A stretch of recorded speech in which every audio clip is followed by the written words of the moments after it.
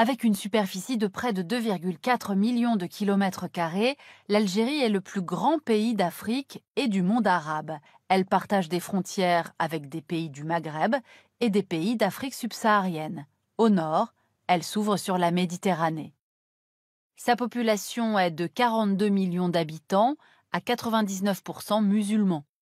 Les Algériens sont en majorité arabes, mais avec 27% de la population, les Berbères revendiquent leur identité.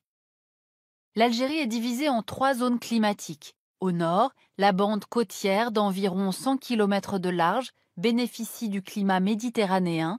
C'est là que vit environ 90% de la population et que se situent les principales villes du pays, Oran, Alger et Constantine. On trouve ensuite la zone de montagne et de hauts plateaux semi-arides. Et au sud, la zone désertique, celle du Sahara, qui recouvre les 2 tiers du pays. C'est là que se trouvent les richesses de l'Algérie. Des diamants, dans le Hogar, des mines d'or, d'uranium, de tungstène, près de Tindouf, du minerai de fer, du phosphate dans le Djebel Onk. Les gisements de pétrole et de gaz sont, eux, principalement localisés au sud, avec le bassin de Edgeley, plus au nord, avec le grand bassin de Hassi Messaoud, au centre, avec le bassin de gaz naturel de Hassi Armel. Les hydrocarbures sont au cœur de l'économie du pays.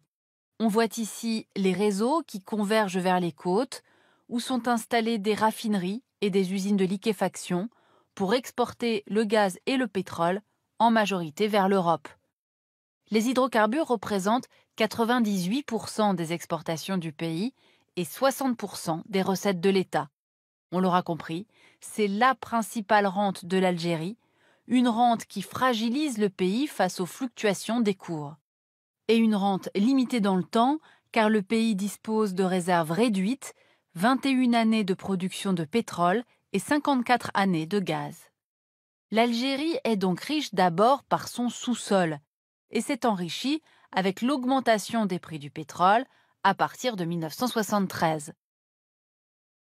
L'Algérie dispose en effet d'un véritable potentiel touristique.